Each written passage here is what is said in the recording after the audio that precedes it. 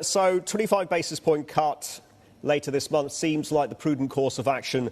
So even if August payrolls have unemployment surprising at 4.3, 4.4, possibly even higher, is the Fed going to look past that? Or is that going to be the trigger for the Fed to go by 50? I think that initially they would say that they're looking past it, waiting for more data because they don't want to come across as overreacting. And if we look back at what they did in March of 2022 when they hiked rates after being way behind the curve, they should have hiked sooner.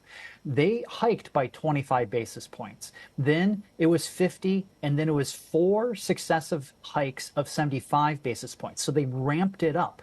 And I think that's probably the model that they would go with is let's start with 25 almost no matter what happens.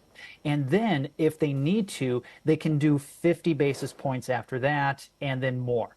So the idea is let's plan on doing slow and steady rate cuts, 25 basis points each meeting, but have the optionality to have more aggressive rate cuts as time goes on. But I think that it would almost be a mirror image of what they did with the hiking cycle. Brian, so ultimately, where is the neutral rate and how many more rate cuts does that imply? And what could throw sand in the gears of the Fed's calculus as far as inflationary risks are concerned? Because as I was suggesting earlier on in the program, there seem to be multiple supply-side risks potentially waiting in the wings, from a all-out trade war to a broader conflict in the Middle East and what that could do to oil and supply chains.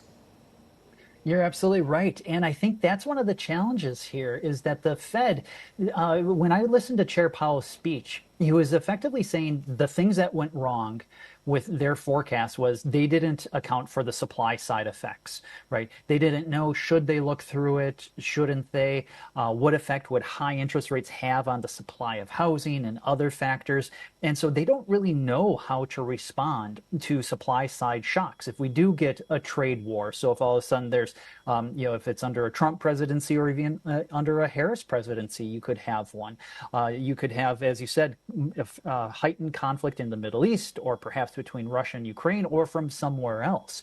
So all sorts of supply side shocks could really, I think, send a signal to the Fed that maybe they need to take a pause.